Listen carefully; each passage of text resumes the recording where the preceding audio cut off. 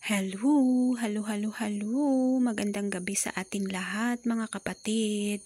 May pag-uusapan na naman tayo sa oras na ito kahit na medyo late at night na. Ayan. So, kamusta muna sa inyong lahat? Sana nasa mabuting kalagayan tayo. Okay, so ano ba yung pag-uusapan natin ngayon? Mga kapatid, ito yung yung tungkol sa kwento ng isang farmer at saka yung tanim niya.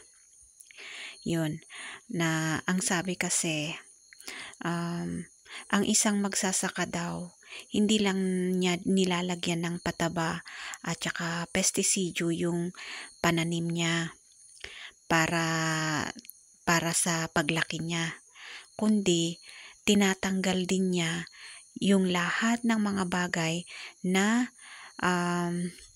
na tawag nito, naghihinder o ano ba sa Tagalog yung naghihinder sa paglaki, yung pumipigil sa paglaki ng mga pananim niya. So, yun. Anong kinalaman nito sa sa buhay Kristiyano natin? Ang yung farmer, yung magsasaka na sinasabi, yun ay si Jesus.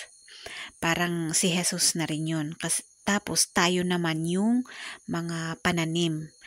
Ngayon, si Jesus, inaalagaan niya tayo para lumaki sa ating pananampalataya. Ngayon, nilalagyan niya tayo ng fertilizers and pesticides. Yung fertilizer na yun yung mga blessings niya na ibinibigay sa atin. Yun. Tapos yung pesticide, yun yung protection niya. Yung protection niya para sa atin na mga anak niya. Ganon. Para tayo ay lumaki. Para tayo lumago sa pananampalataya. Ngayon, ano naman yung mga tinatanggal ng isang farmer para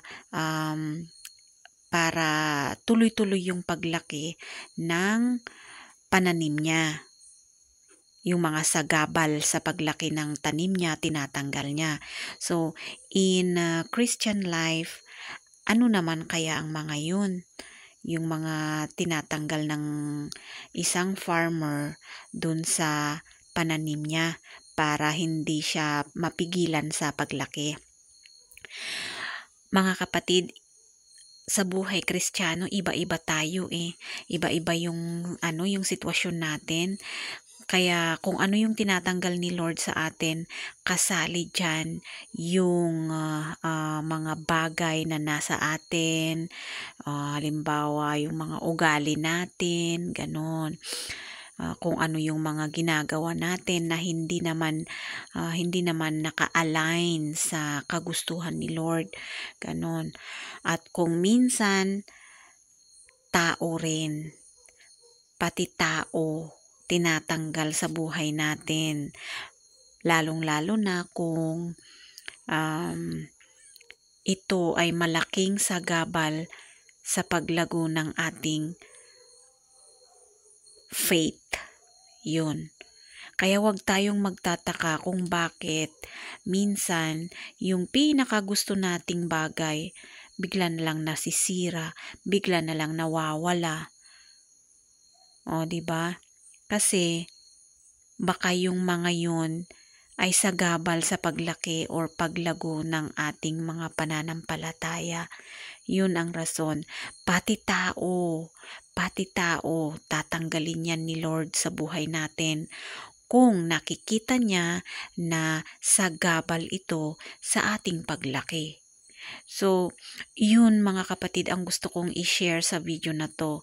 Kasi noong nabasa ko itong passage na ito, nung nabasa ko itong article na ito na related sa Christian life, yun agad-agad ang pumasok sa isip ko. Kaya yun din ang gusto kong i-share sa inyo sa video na to. So, Kung may napulot na naman tayo na kahit konting aral sa video na to, please give me a thumbs up. And kung hindi ka pa nakaka-subscribe, please subscribe to my channel. Thank you so much and magandang gabi. Good night and God bless.